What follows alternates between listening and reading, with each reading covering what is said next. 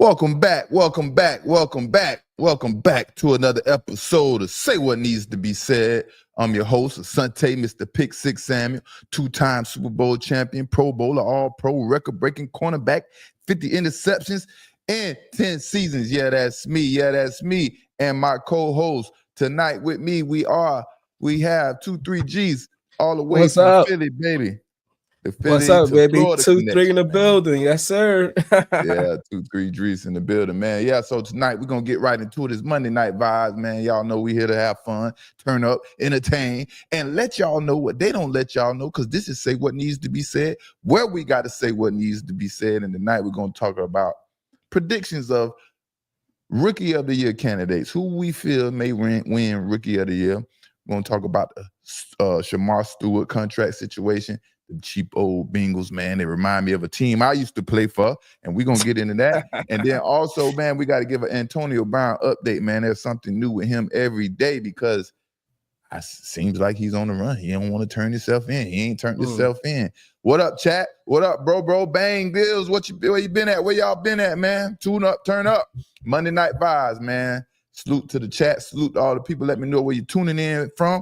And man, it's time to have a good time. Let me know who y'all think will win Rookie of the Year, man. Offense and defense. You had a AP Rookie of the Year. You have Pepsi Rookie of the Year. You have all of them. But I'm talking about the main ones, the AP Rookie of the Year. You know what I mean? I think I got a surprise, man. I think I got a surprise that nobody probably not gonna think of, man. Yeah, man.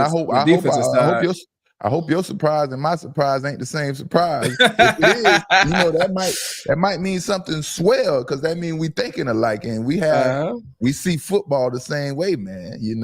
But who will be the Rookie of the Year at the end of the NFL's 2025 season? Who do y'all think? That's what we're here to talk about. Last season and year before that, we kind of understood who the winners might be. And this year is kind of hard to predict. It's a lot of rookies that have a chance and will be starters day one, but who will have the biggest impact on their team? And, starting with Cam Ward to Abdul Carter, Dylan Gabriel, all the way to Shedeur Sanders. Anybody can be Rookie of the Year, right? That's how it's looking so far, man. And quarterbacks are usually the front runners when it comes to these awards. But that doesn't always hold up true. And offensive linemen, they don't get a goddamn chance, man. Offensive linemen don't have a chance to win none of these awards unless it's strictly an offensive line award. They don't have a goddamn doggone chance. And previous winners before this season, the past 5 seasons, include Jaden Daniels, C.J. Stroud, Garrett Wilson, Jamar Chase, and I think it was Justin Herbert, right? If I'm right, Dries will let me know if I'm right or wrong. On offense, and that's on offense. And then on defense, you had Jared Verse, Will Anderson Jr., Sauce Gardner, Micah Parsons, and then Chase Young. You got the offense and you got the defense, right?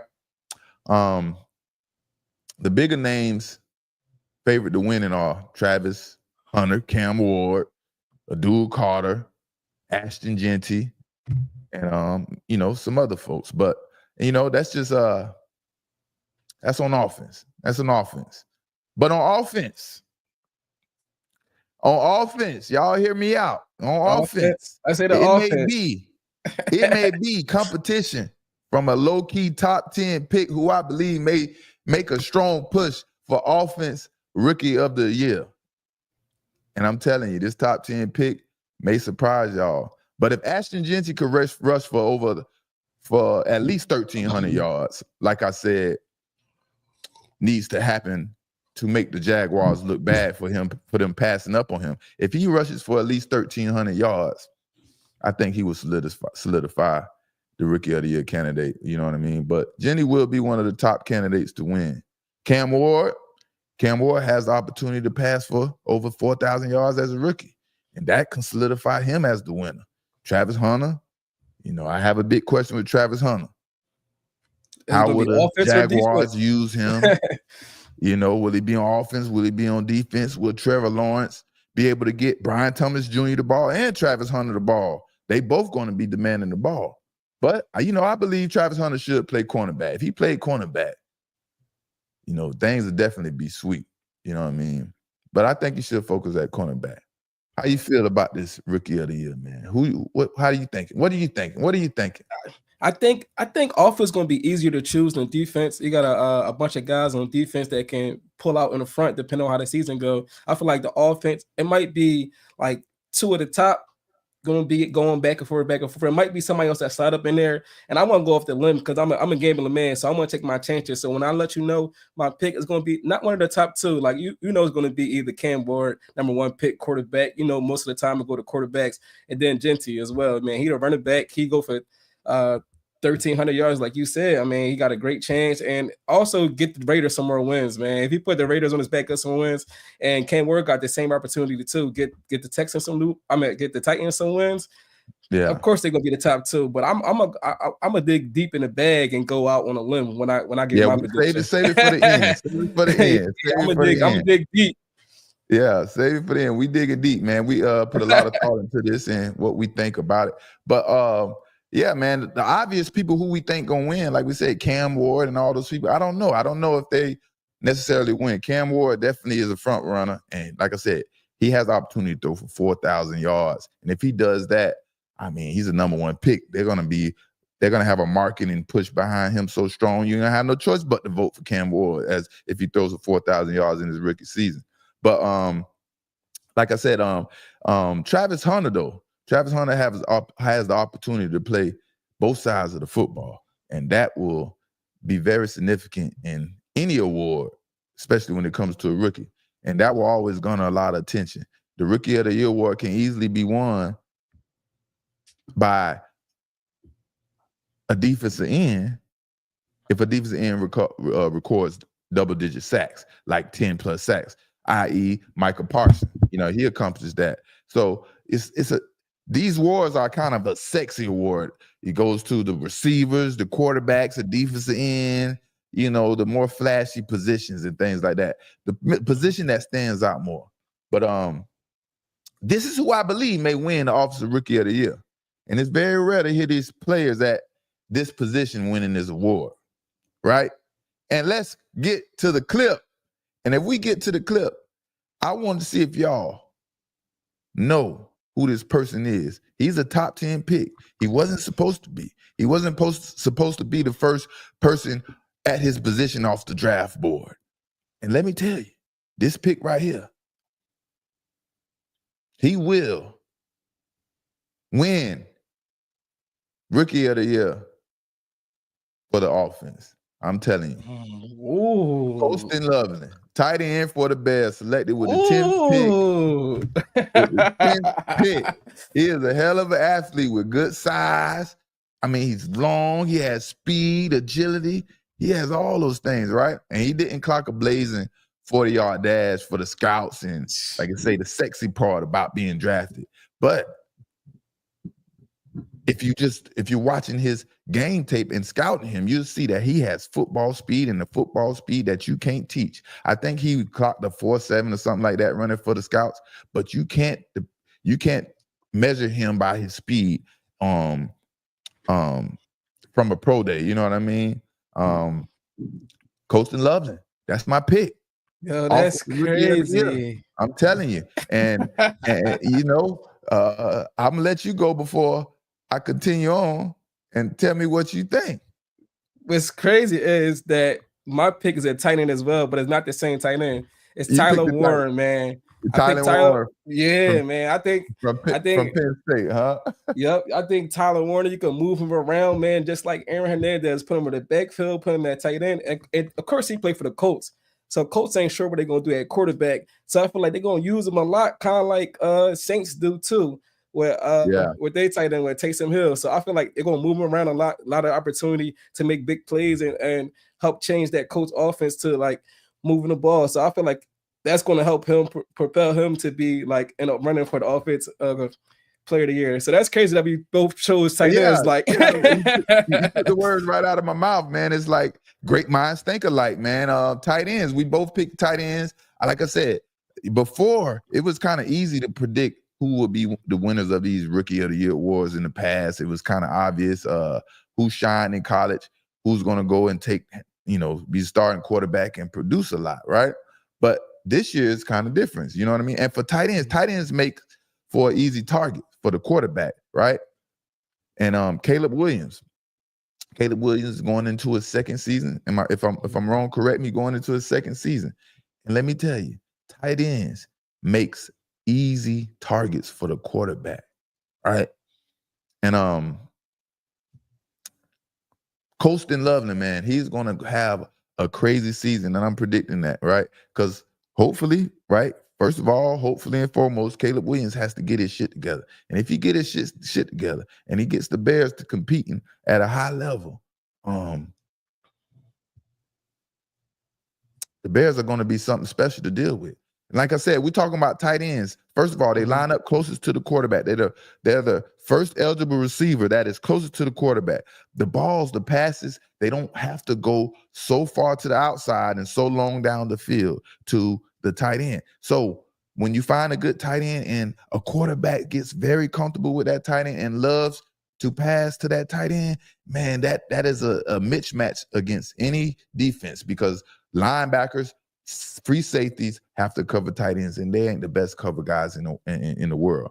And let me tell you, when Caleb Williams developed this special relationship that I think he can with Colston Loveland, man, it's going to be pretty, man. We're going to see something special. I like this kid, and we're going to see what he can do. I think he can do something very special, you know?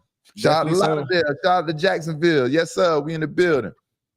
Definitely some athletes at tight end right there, man. Move them all around, and they can make something happen. So get the ball in their hand, they run through you, run past you. Yeah.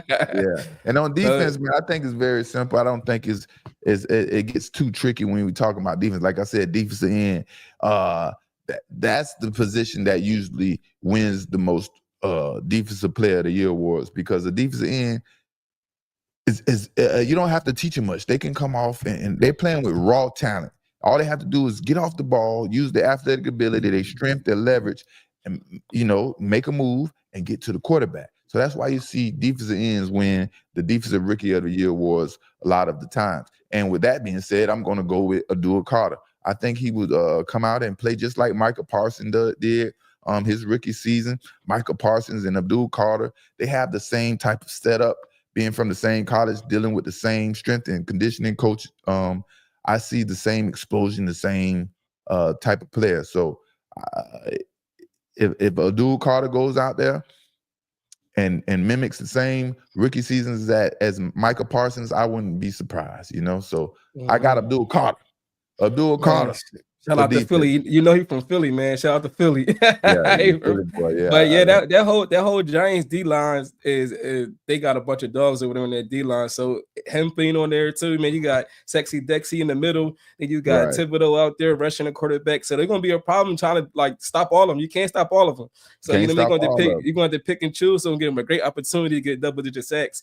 I hate to see him play for the Giants, but I mean that's what it is. Hopefully they get their stuff together. But one thing about that defense, man, the defense always come to play. And they always been known for years to have a front four, and they are very aggressive with the front four. They get off the ball, you know, and they get to the quarterback, you know. But on the other hand, if you go back to the offense, right, and it's kind of hard for everybody to say. If you went to all the podcast shows out here and they had to make their prediction for Offensive Player of the Year, it'd be hard for everyone not to say Shedeur Sanders will win this, you know. But I kind of do believe that he will have the opportunity to win. But the reason I can't pick Shedeur Sanders is because he has so many challenges he has to overcome first before becoming the starting quarterback. And once he becomes the starting quarterback, I think it'll be all she wrote after that. But until then, he has so many challenges. Dillon Gabriel, like I mentioned him as the Rookie of the Year because he's going to have the first opportunity first to be the quarterback for the Cleveland Browns. And until he messes up or he doesn't do things right, that is going to be Dillon Gabriel's job and to lose. Unfortunately, that's just how it goes. But we're hearing so many great things about Shedeur Sanders coming out of camp, about his ball placement, about Steve Stefanski, what they have to say about him, the offensive coordinator, so on and so forth, man. And he's winning everybody over in the Cleveland community, from the kids to the coaches and everyone, man. So the stigma that they try to put on him, all the bad narratives, and he's this and that, and he's like his dad, and so on and so forth. Man, he's shaking those things off, and he's showing everybody else that that isn't true, and he's changing the narrative for what they created, because he didn't create that. They created that foolishness. You know what I mean? So we're not going to say Shedeur Sanders. We don't want to put all that pressure on Shedeur Sanders right now. We want him to go out there and work. We want him to go out there and do his thing. But right now, y'all remember I said this. What's today's date? June 16th. Monday Night Vibes, man. It's Monday Night Vibes. I said Colston Loveland will win Offensive Rookie of the Year. And 2-3 Drees, who you say? You say Tyler Warren. Hey, but hey, honestly. All right. Honestly. So Tyler Warren against Colston Loveland. Who's the better athlete? Who you think is the better tight end? If you was the offensive coordinator with the 10th pick of the draft and you had these two tight ends. I think they went back to back too, didn't they? I think they went 10 or 11. Like 3 or 4 picks apart. I think it was about 3 or 4 picks apart. But yeah, I was surprised Tyler Warren wasn't the first one off the board. Yeah, but I didn't know anything about Colston Loveland, that much until I started scouting the draft and doing my research, because I did a marathon on draft day. And when I started doing my research and I watching his skills and watching him play, and then I'm waiting on the draft, and I'm like, if somebody picks Tyler Warren over him, or they sleep on Colston Loveland and don't pick him early, these people don't know scout. They don't know how to scout talent. They don't know what to look for, because that guy there, man, he is a hell of a player.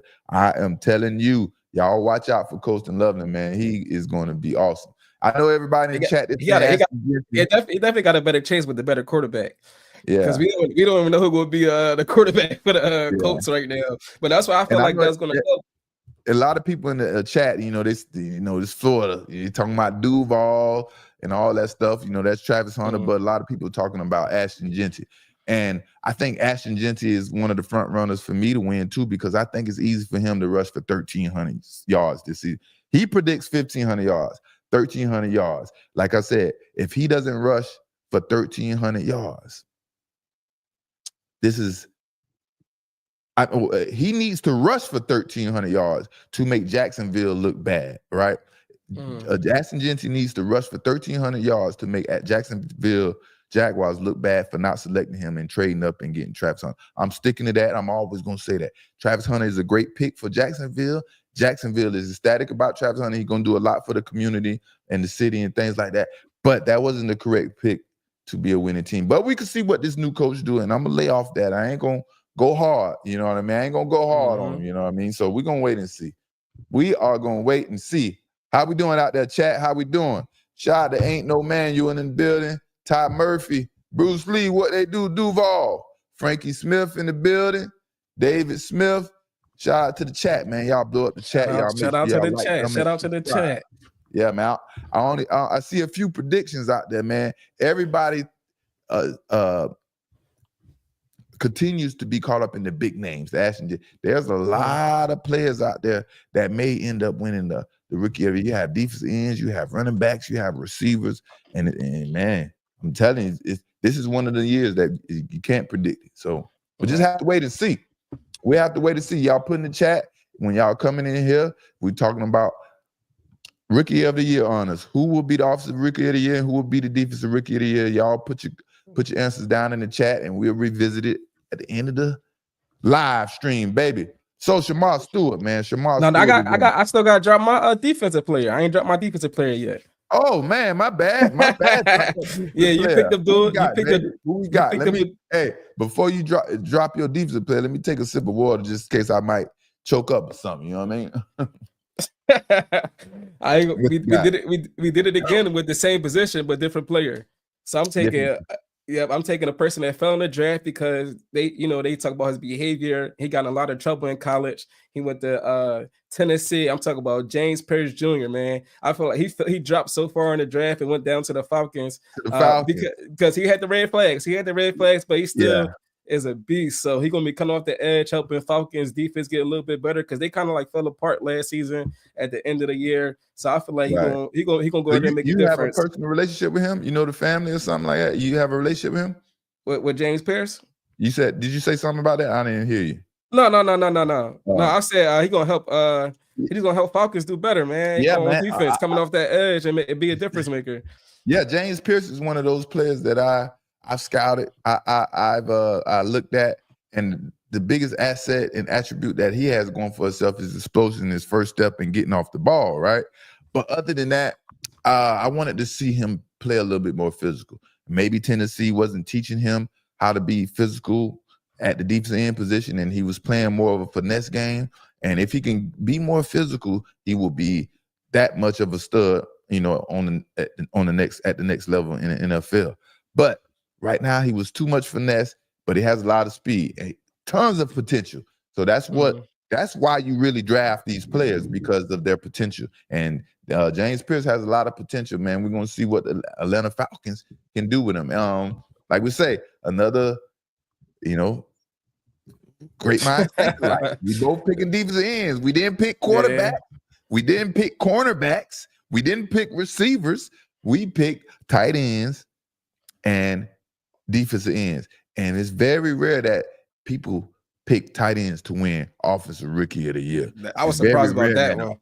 A tight end wins Offensive Rookie of the Year. You know, I mean, honestly, last year we could have, if Jaden Daniels didn't do so good, it could have been a tight end last year with Brock Bowers, because he balled out last year. I think he set the record for receiving yards as a rookie and all that. Yeah, but Jaden Daniels, who came second in the runners? I just looked at it. It might have been Brock Bowers. Yeah, I'm not sure. What was the other quarterback? I don't know. Chat, y'all let me know who came second. I know Whichcomb was close from Denver, but I think Brock Bowers was second. Yeah, but I think Bo Nix, because you know they did good. They had a little playoff run and all that. So he jumped up, and I remember he jumped up in the votes and all that. But Brock Bowers is second. He set records. Yeah, he set some records last year. Let me tell you, man, a tight end is a secret weapon on the team. You could find a fast, athletic, agile tight end, man. You create mismatches all day. That was one of our keys to success when we played for New England. Having two tight ends. We have an athletic tight end and a tight end that can block and run routes and catch the ball. So, hey, man, if whenever y'all see me become a coach, I'm going to focus on the defensive line and some offensive line tight ends, obviously. You know what I mean? So, So, man, moving right on, man. So, next subject, we got Shemar Stewart, man. Shemar Stewart is going through a situation, man, and I can resonate well with, because I dealt with these type of issues playing for the New England Patriots. It seems like when you play for the New England Patriots, you have dealt with every type of situation. You experience every scenario you can think of in NFL, and that's why I can say what needs to be said, because I done been through it all, man. I done been it all, from being to the Super Bowl, to playing for Belichick, to the Spygate, to everything else you can imagine out there. Played with the greatest quarterback, the greatest supposed to be coach, all type of stuff. I could go on and go forth, but go on and keep going. But Shemar Stewart, man, he won't settle. He won't settle for the Bengals, basically not wanting to give him a standard contract with basic language that top rookie picks have in their contracts. This is standard language that the Bengals don't want to give their top 20 pick, right? And Stewart is only asking for the same language as the number 18 pick in last year's draft for the Bengals. The same language he received. The Bengals are one of the few teams in the NFL who doesn't prioritize winning. They seem like they don't care about winning. And I'm talking about, we're dating back to the days of Corey Dillon, Ocho Cinco, get the other running back. They always been cheap. They've been cheap with their stadium. They've been cheap with the players, the fans, everything. They have a long history of just being cheap and unreasonable. And that's why you won't see them winning no time soon. And then the Bengals defense, right? The Bengals defense caused them to lose most of their games last year. So they draft defense in the first round to address the problem, but don't want to be fair with the man with his contract and give him the correct language and have him participating with the team so the defense can start building with him and get better. And this is in winning attitude. They don't have a winning attitude. And it says the Bengals only won 9 games last season. The club was on vacation during the playoffs in large part because of a poor defense unit. 6 of the Bengals' losses occurred in games that occurred 25 points or more. They ranked 29 both second half points allowed and fourth quarter points allowed. The unit ranked 25th in the NFL's total defense. And they don't want to sign. Supposed to fix that problem. Like, what are you drafting them for? What is the point? You know? What is the point? But let me tell y'all before we get into it, let me tell y'all how I resonate with this situation, and is very similar to what I used to deal with, right? So, like I said, this situation, this is similar to what I had to deal with playing with the Patriots. I dealt with all the type of situations. When Belichick was the coach, right? Everyone a part of the team made less money than other players and staff around the NFL, around the league. Everybody made less money. I'm talking about the trainers, the strength coach, the secretary, so on and so forth.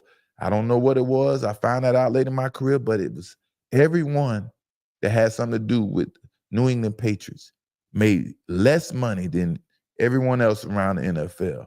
And then when they drafted us, or when they drafted me, and it was time to negotiate my rookie contract, which is supposed to be already slotted from the last year's pick. And that's how you understand the amount of money you can make. You take you're supposed to make, you take last year's pick and you put 10, 11% on there, right? And that's the inflation of the contract. So it's kind of understood what you're supposed to make. It shouldn't be a no-brainer. And it was basically the Patriots giving me an ultimatum. Either I take it or leave it, because they don't care. They're not finna come chasing me down to come sign this contract. And the math, it was very simple. Like I said, just add the 10%, and now I have my new contract. But things don't typically work out that way when you're playing for the Patriots. You know what I mean? And as a 4th-round pick, I'm basically obligated to sign that contract, because what does a 4th-round pick looking like holding out because they said they're not getting I'm not getting a fair contract, and I need $25,000, $30,000 more dollars. That looks weird, right? So when these owners and teams want to play these games, there isn't much we can do, especially being a 4th-round pick. And Shemar Stewart, he has a lot of leverage. He has all the leverage you possibly could have. But at the end of the day, this is their company. This is their business, their formula. They can change the rules, rewrite the rules any day they want. You know what I mean? But getting back to my contract, right? So like I said, everybody's making less money, right? So my $25,000, $30,000 they're trying to take away from me, guess what they do? They add it in there and make me have to earn these money back in incentives. The money I was supposed to have already guaranteed in my contract, now I have to go work for this money and reach some incentives to make sure I get this extra money. And it's not supposed to work out like that. But they hold the keys, they have the leverage, and they can do whatever they want to do. And that was how Belichick ran the show in New England. If you didn't know how the wherewithal or the wit and understanding how to get up out of it, you're going to have to deal with taking what they're going to give you. And that's how it went in New England. And I was happy to get to Philly, baby, because things changed. You know what I mean? What do you think about the Shemar Stewart situation? Are you familiar with the Cincinnati Bengals and how they do things? I'm talking about from the stadiums not being that equipped, the locker room, so on and so forth, man. You go on in there for days.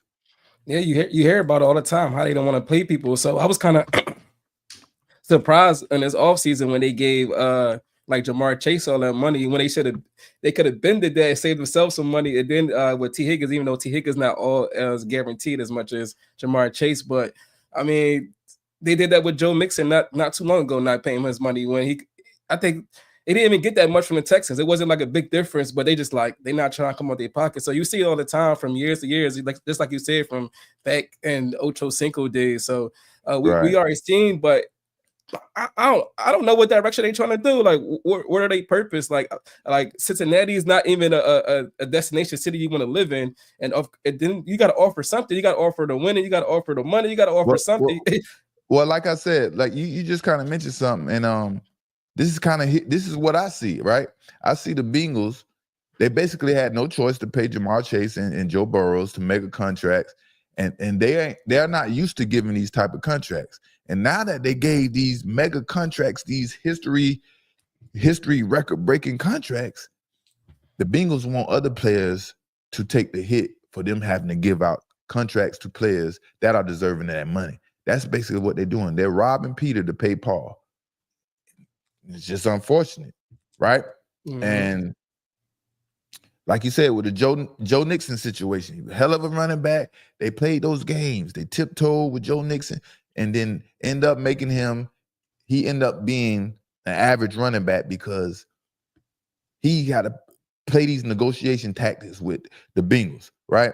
And then they go through those situations. Now they have Joe Burrows, they quarterback, they franchise quarterback, Ja'Marr Chase, a one-of-a-lifetime talent. They have him on the team with great marketing ability, a big name, a big brand, and so on and so forth. So they are forced to pay these two guys, right? So when you force somebody to do something, there's going to be a lot of resentment after you force them to do it. So once they force their hand, now they have resentment because these guys was threatening to hold out.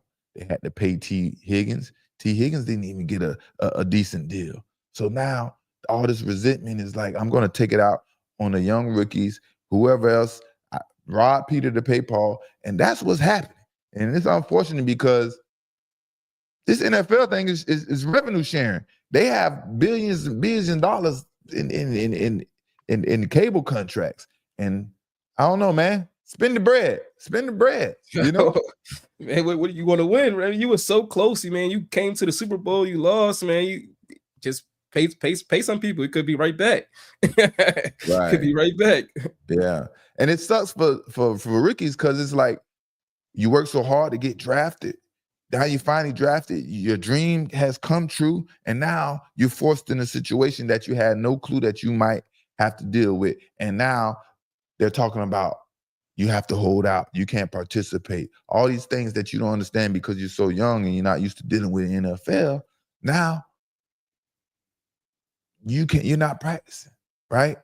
So if they don't want to pay you, and the player tries to re-enter the draft, which should sound normal, there are no guarantees this player will even be ranked as high as he was.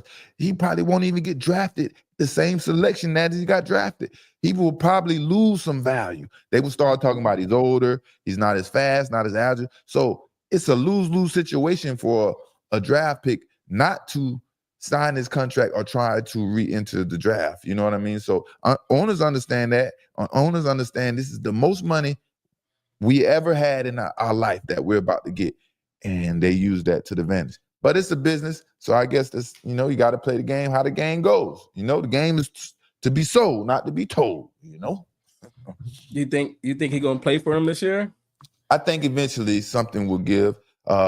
It's all about who will give first, who will bend, who will break first. I think eventually Cincinnati Bengals will give in first, probably some time leading up to training camp or within training camp. If they want to take away some guarantees out of his contract, I think they want to take away the performance guarantees or something like that. If he holds out, they want to take that language out. So if they want to take that language out, they have to give concessions about something else. Maybe make his signing bonus higher. Make his first couple of years salary higher, where the money is guaranteed. You can't just debo and bully negotiate, and that's what they're trying to do because it is what it is. So I don't know, man. I don't know who will give in first. These teams are stubborn. Players are stubborn. I done seen it both ways, but hey, we'll wait and see, man. We'll wait and see. How important? How important you think it is for a rookie to be at everything in training camp and OTAs and rookie mini camp? Like you think he's a rookie first time playing NFL. Is it gonna put him back behind the 8 ball, him starting late? Like I said, this is a position that you don't have to be so technical and learn that much. This is the position where you are a raw talent. You use your speed, your athletic ability, and it's basically mano y mano. Who can, can I whoop your ass or can you whoop my ass? That's what it boils down to. So the problem he will deal with the most is being in football shape. Being in NFL football shape is totally different. You can train, you can jog, you can run for miles. But once you put on those pads and you start running those drills, stopping and going back and forth, that drains you a lot worse than going out there doing cardio and doing your off season training. So he will come in out of shape, but once you practice so much, you get back in shape very quickly. And him being dominant as a defensive end pass rusher, I don't see that as a no-brainer. He won't have no problem in that. It's just the defense overall for the Cincinnati's got to get better. If the defense overall can get better, he will automatically be good. Trey Henderson, all these things will work out. And maybe the Cincinnati Bengals will just stop being cheap, man. Chad Ochocinco, man, help the Bengals out, man. They just, no reason. But hey, man, Antonio Brown update, man. We have to give an update on Antonio Brown, right? And of course, man, Antonio Brown has gone full-fledged victim mode, and he still hasn't turned himself in. I don't see anywhere. I haven't seen turned himself in. AB fully understands once he boards a flight back into the United States jurisdiction, man, he will be apprehended as soon as he lands off a flight. They want AB bad. This is a serious situation. And Florida is a stand your ground law. A stand your ground state where it has a stand your ground law, right? But we all saw the video. There was nothing that had nothing to do with standing your ground. And it doesn't seem like AB has hired a lawyer yet. And like I said in the past, AB doesn't like to pay anybody, even if it has to do with his freedom on the line. AB still doesn't want to pay nobody. And I can't stress enough, man. I said it the last live, man. We was breaking up. I got to redo that. We're gonna redo the DRC interview and all type of things. But I said it in my last live, and I was breaking up that I said Mike Tomlin dropped the ball when it comes to AB, making AB a better man, making AB feel so entitled, making AB feel that he is capable of getting away with anything. I really blame this on Mike Tomlin. Tomlin could have helped AB out by not handicapping him, right? And AB can make matters worse by not turning himself in and getting labeled a flight risk. He don't want that, which can make the judge raise his bond significantly if he doesn't hurry up and surrender to authorities. He can make these things worse and worse. And he's sitting around here playing on social media, and the things it might catch up to him. So here we go. AB playing victim. How the F you go from being victimized unto an attempted unaliving? You see, they control the media. Took a month to change the narrative. A year or two, them dragging the narrative. Attempt to unalive, you see. They only want 3 types of ninjas in America: in jail, dead, or dead broke. That's AB playing victim. That's what AB got to say, man. And that's typical AB. He go out here, play crazy, then he want to play victim. Every time he does something stupid and outrageous. AB is burning all the bridges he crossed, and I bet he don't have nobody he can trust. He only can hire people that he don't trust anymore. And when you live in the world that AB lives in, You only build relationships through circumstances to promote yourself and live that life that AB want to live. Any genuine relationships AB built in the past as a star receiver, they are burnt to the ground. And AB is a Trump supporter, so it's normal for him to cry like this. We see he run around Trump everywhere he can, any chance he get. If Trump say, AB pull up, he pull right up, and he want to hug too. He want to hug Mr. Trump. But guess what, Uncle Trump? He ain't showing up for you the way you show up for him. You got to remember those things in life. You know what I mean? So being that AB is a Trump supporter, it's normal for him to cry out like the victim and try to control the narrative when there's no argument for him to have for the behavior that he had that night at the boxing event, you know? And typical AB, we probably be hearing an apology from AB soon. We probably see AB come out with a statement. I'm sorry to such and such. I'm sorry to Tom Brady. I'm sorry to this person. Just to turn around for him to shit on them people all over again. People give this guy chance after chance after chance. But I guess that's what fame and notoriety do these days, you know? When you have millions and millions of followers and everybody love you, they let you get away with a lot of shit. And I call it letting you live a lie. You come around me, I'm not gonna let you live a lie. You can't live a lie around me because I don't think I'm making you better if I'm letting you live a lie. And that's the problem with Mike Tomlin and the Pittsburgh Steelers and everybody that has something to do with AB. They allowed him to live a lie for so long, and now these lies that he think he can live are catching up with him. You know what I mean? So what is going to happen to AB, man? I hope he eventually beat these charges and get the help he needs, right? Some people can't be helped. I don't know. What do you think, man? You grew up around crazy people? Of course, man. I'm from North Philly, man. Of course I did. But yeah, Kensington. Hey, I used to have to pull up North Philly late night, man. Go meet Ant, man, to go get my little sacks and stuff, man. You know what I mean? I've seen it all, man. Let me tell you one thing about me. Everywhere I go, somehow, some way, I end up in the hood, you know. And hey, I love it, you know. I love my people. But AB better not play with the law, man. The law, they make the rules. They don't think you AB, you could do this stuff and play with them because they ain't gonna let that go down. You know what I mean? Especially like if you think you ain't do nothing while you're not here. That's just like you said, is add to it, man. So AB just have your. You don't want to be labeled a flight risk, man. Like I say, he's over there in the Middle East taking pictures like he's chastising the doggone prosecutors, right? Making things worse. You know, making things worse. As soon as you go to your bond hearing, the prosecutor's going to be the first to stand up, say, Your Honor, no, because the bond right now is at $10,000. Say, no, Your Honor, I need to raise this to $1 million because he's a flight risk. He waited to turn himself in. He was in the Middle East, X, Y, and Z, and we're scared that he may not come back to face these charges because these are some serious charges.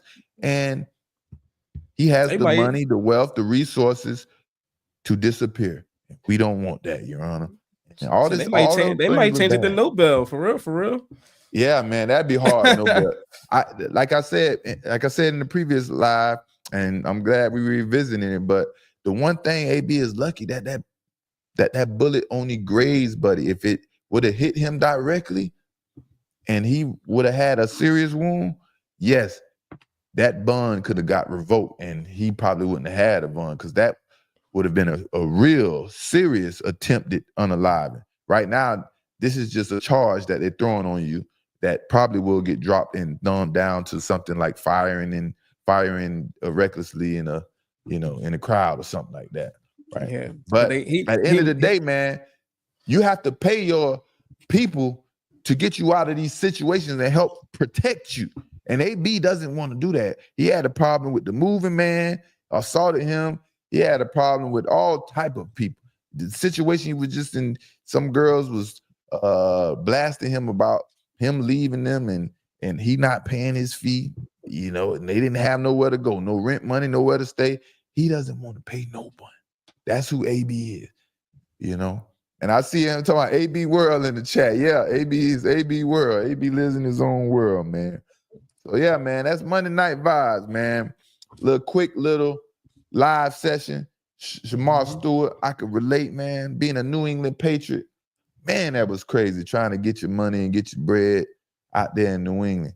I done seen the best of the best have to take peanuts compared to other people in the NFL because simply we're paying for the New England Patriots, and Bill Belichick think he's doing this all by his mastermind mind, you know. So, man, anything else you got to say, Dries, before we get out of here, Monday Night Vibes? Man, make sure y'all like, subscribe, tune in, because we're going to be back soon. And definitely going to have a special guest on there and all that, man. So make sure y'all tune in. We got more special guests coming up, and I'll let y'all know next week at the end of the week, I'll let y'all know who the special guest will be. But we're going to continue to bring you them vibes, that energy. And, man, we're going to continue to having fun and saying what needs to be said. Till next time, we'll see y'all, man. We out. Yes, sir.